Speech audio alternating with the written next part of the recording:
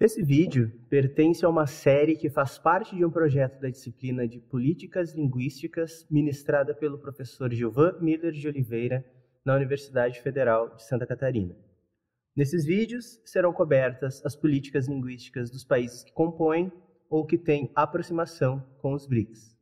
O desenvolvimento dos meios de comunicação na Nigéria seguiu um padrão histórico que moldou profundamente as políticas linguísticas atuais. Em 1933, durante o período colonial britânico, foi introduzido o Radio Distribution System, exclusivamente em inglês, estabelecendo desde o início a hegemonia linguística da língua colonial. Um marco significativo ocorreu em 1951 com a criação do Nigerian Broadcasting Service, que representou o primeiro reconhecimento oficial das línguas indígenas ao introduzir 9 línguas locais na programação. Essa mudança refletiu as crescentes pressões por inclusão linguística no período pré-independência. Em 1957, o NBS foi reorganizado como Nigerian Broadcasting Corporation, consolidando-se como a principal autoridade de radiodifusão do país. O período entre 1959 e 1962 foi particularmente importante, marcado pelo estabelecimento de estações regionais de rádio e televisão. Destaca-se especialmente a criação da Western Nigeria Television Service, em 1959, por Chief Obafemi Awolowo, considerada o portal para a África e representando um ato de resistência ao controle cultural colonial britânico. A transformação mais radical ocorreu em 1992, com a desregulamentação da radiodifusão, permitindo pela primeira vez a propriedade privada de estações. Essa mudança, implementada durante o governo Babangida, como resposta às pressões das instituições de Bretton Woods, abriu os mercados da mídia nacional para a penetração global e acelerou os efeitos da globalização midiática na Nigéria.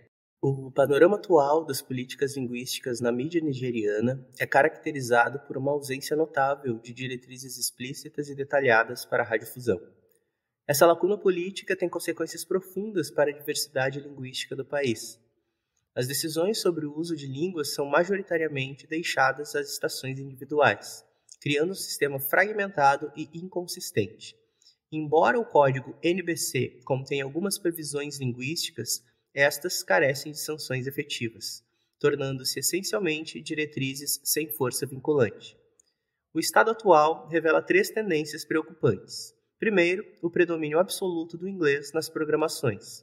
Segundo, o Nigerian Pidgin English está ganhando espaço significativo como língua franca.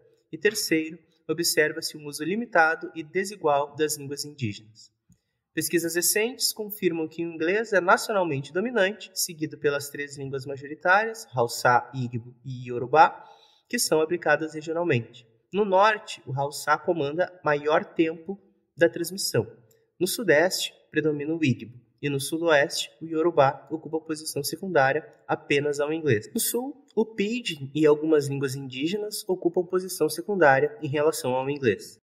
As contradições das políticas linguísticas nigerianas são evidentes em múltiplos níveis normativos e práticos. A Constituição de 1999 permite, teoricamente, o uso de línguas indígenas na Assembleia Nacional, quando arranjos adequados tenham sido feitos, uma provisão que nunca foi implementada na prática, revelando a distância entre a retórica constitucional e a realidade política. A Política Nacional de Educação promete o desenvolvimento de ortografias e materiais em línguas nigerianas, mas a implementação tem sido mínima, refletindo a falta de vontade política e recursos adequados para a revitalização linguística. O Código NBC exige relevância linguística local nas programações, mas não estabelece sanções por descumprimento, criando um sistema de regulamentação sem mecanismos de enforcement. Essa situação exemplifica o que pesquisadores denominam de política linguística implícita, onde as práticas reais divergem significativamente das diretrizes oficiais. Estudos demonstram que, em vez de um aumento no uso das línguas indígenas na radiodifusão, a situação parece estar se deteriorando, pois a maioria dos radiodifusores considera economicamente pouco atrativo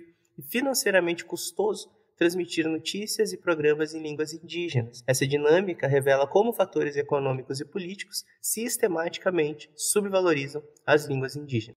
O estudo de caso realizado nas estações de radiodifusão do estado de Kogi oferece insights valiosos sobre as práticas linguísticas reais na mídia nigeriana. A pesquisa examinou 4 estações, NTA Lokoja e NTA Kaba, de televisão, e FM 94 e Rádio Ochaja. Os resultados revelam um domínio esmagador do inglês na programação de todas as estações estudadas, com uso extremamente limitado de línguas indígenas. Particularmente significativo foi a identificação dos tradutores de notícia como agentes de política linguística, profissionais que, na prática, determinam quais línguas são utilizadas e como as informações são adaptadas culturalmente. Esse estudo microlocal demonstra como as políticas linguísticas são implementadas no nível individual e institucional, muitas vezes sem orientação explícita das autoridades regulatórias. Os tradutores de notícias, portanto, exercem um poder considerável na moldagem das práticas linguísticas reais, funcionando como intermediários culturais cruciais entre as línguas dominantes e as comunidades locais.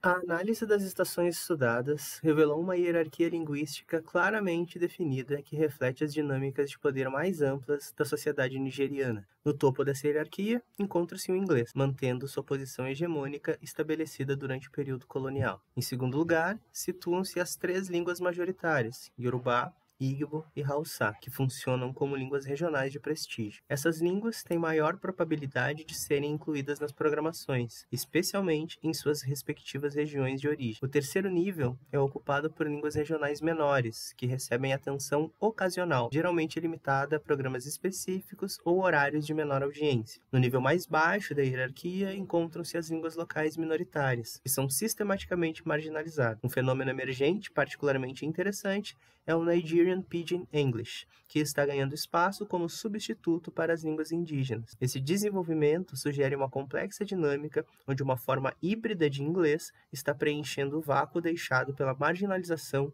das línguas indígenas, potencialmente ameaçando ainda mais a diversidade linguística do país.